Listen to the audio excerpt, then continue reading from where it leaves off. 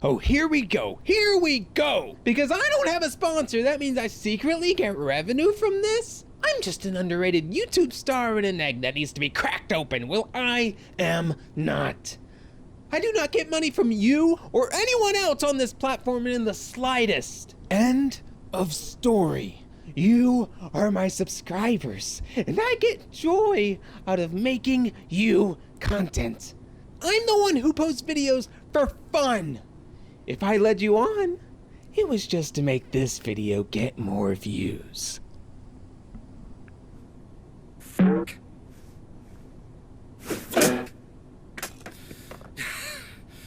There's nothing more to me. So please, just keep watching.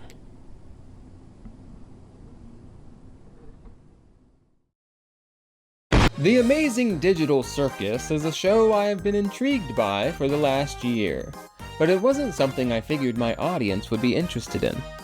However, I recently thought of something while watching theory videos about what could happen in the grand finale, episode 9, and I haven't found anyone else who has talked about it. So I saw this as my opportunity to get back into theory mode and see what I could cook up. What I ended up discovering was a very possible way for Jax's story to end, and it has strong correlations to a certain popular indie game character. Ow!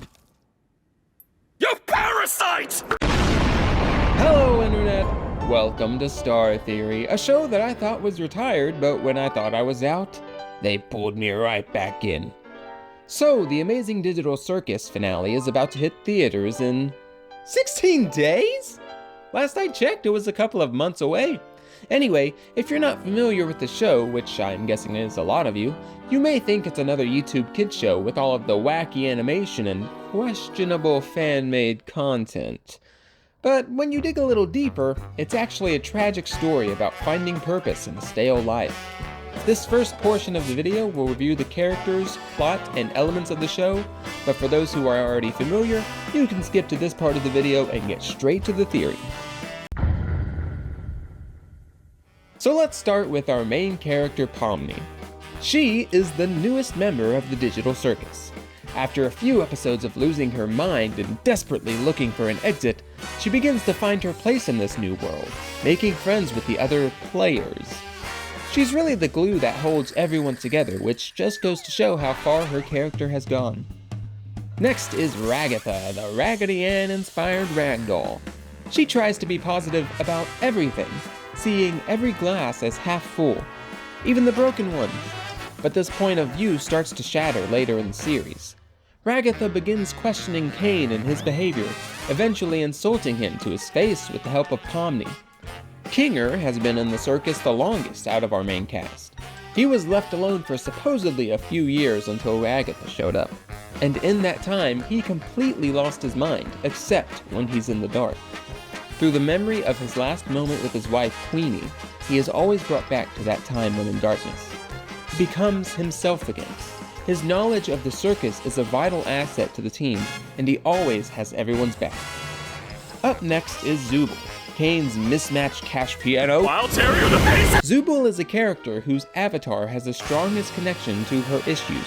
The different Zubul pieces never seem right to her and constantly cause internal suffering.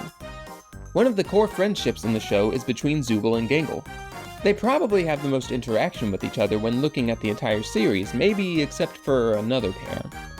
Speaking of, Gangle is the tortured artist who wanted to make her own webcomic, but decided that her dream was impossible, and instead worked in fast food, fast food, fast food. Take note that I said decided. No dream is impossible when you put your mind to it. Anyway, Gangle has problems standing up for herself and making decisions on her own. Her comedy mask keeps breaking every episode, leaving her with the tragedy mask to take front and center. Second to last is Cain, the lovable but also hateable AI keeping our human characters entertained with adventures and wacky antics. The only thing he wants is to gain the humans' appreciation, so that there wouldn't be anything separating them from each other. However, Cain's actions are a little extreme. He is unknowingly torturing everyone and making their lives miserable. Cain is a very sensitive AI, and this eventually becomes his downfall. Also, Bubble is there too, I guess. An entire kingdom of candy sounds sticky. Very sticky indeed. Sounds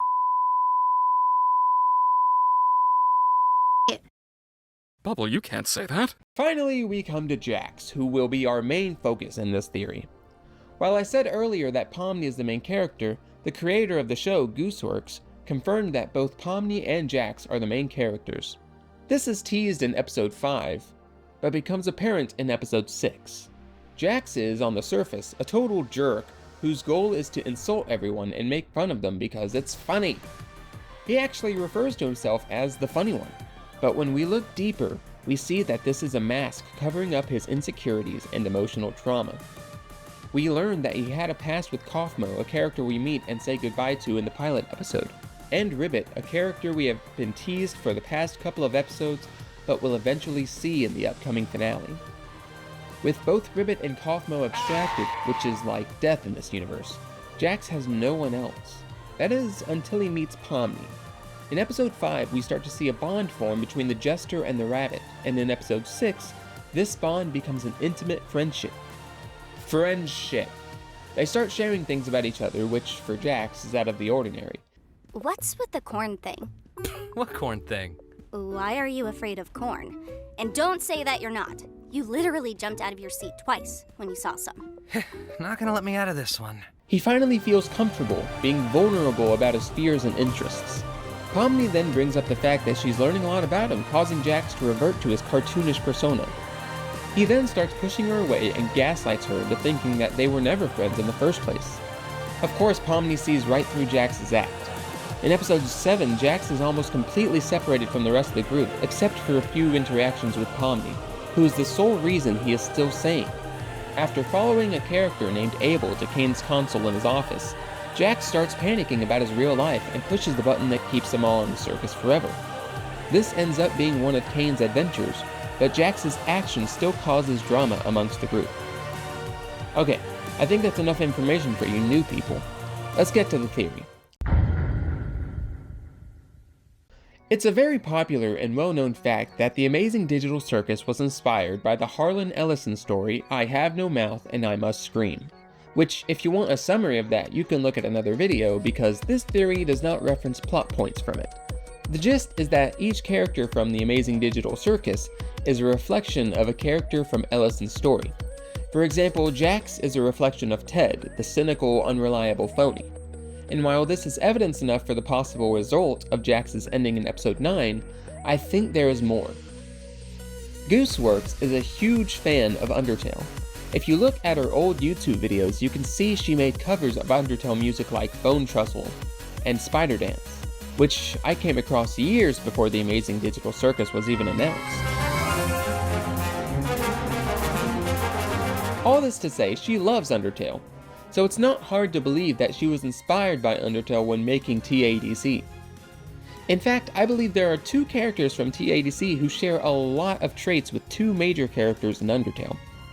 No, Jax is not Sans, although they both have the biggest smile, and Jax's design may be inspired by Sans, but their characters are very different. I believe that Jax was strongly inspired by Asriel, the son of Asgore and Toriel. They're very different people overall, but they share some interesting emotional and behavioral traits, and it all comes down to their struggle with nostalgia. First, let's compare Jax to Asriel's main form, Flowey. Both use humor and cynicism as a shield to protect their vulnerability. Jax jokes around with everyone, casting attention on others so that he doesn't become the center of attention himself.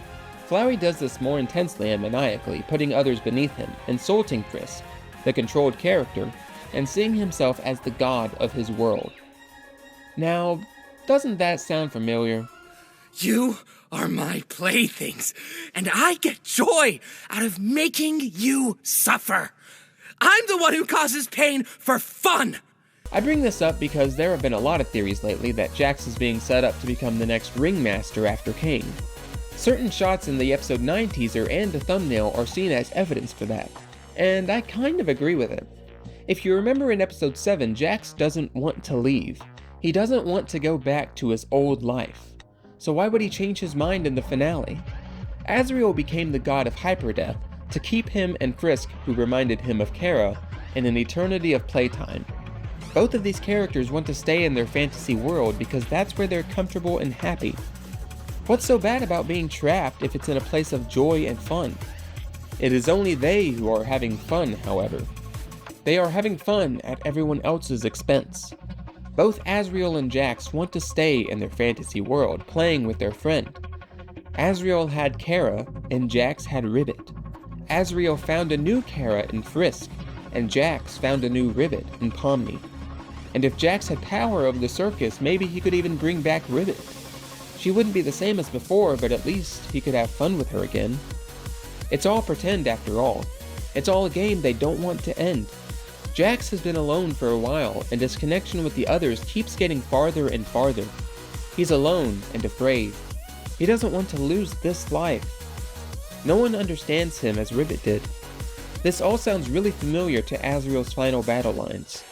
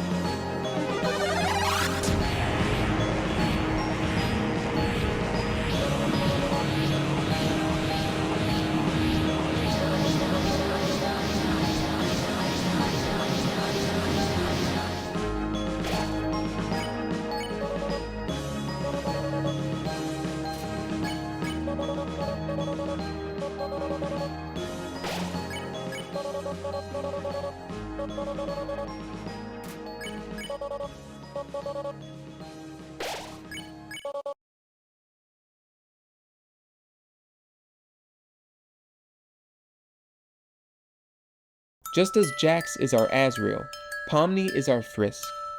When Asriel fought Frisk, he was reminded of Kara, his childhood friend, the only person who understood him. That friend died from sickness a long time ago. Now Asriel finds that understanding again, only from someone new, Frisk. This is why Asriel wants the fight to continue forever, because if they lose, everything falls apart for them.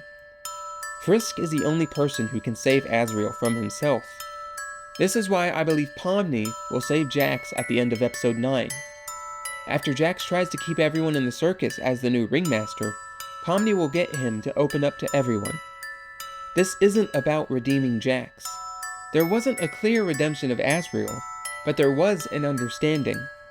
And understanding allows forgiveness. Redemption and forgiveness are not the same thing. Everyone deserves forgiveness, but not everyone deserves redemption.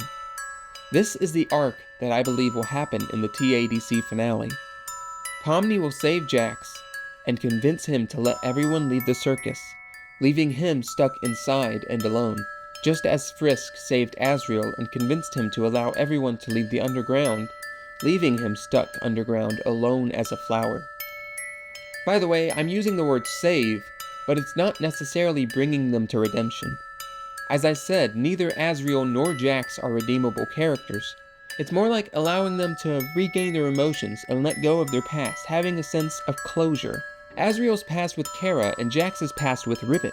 It's a satisfying end to their stories without having a completely happy ending. There are a lot of ambiguities in my theory, but the main point I wanted to make was the correlations between Jax, Asriel, Pomni, and Frisk. The rest of the details could go any way. The specifics about what leave the circus could mean span across many viewpoints. Leaving the circus for the real world, leaving the circus but still in the digital world and just conjuring their own worlds, or abstracting and being free. Any of these would still work with my theory. There are many ways the show could end, but fewer directions for the characters to go. I hope that makes sense. Anyway, that was my Jax's Asriel theory, and I hope it's as believable as Sans' Ness. I'm really excited and scared for the upcoming finale, and I hope it's satisfying. I also hope I got some of you to check this show out. It'd be great to discuss it more with you in the comments. Thanks for watching, and see you in the next video. Bye-bye!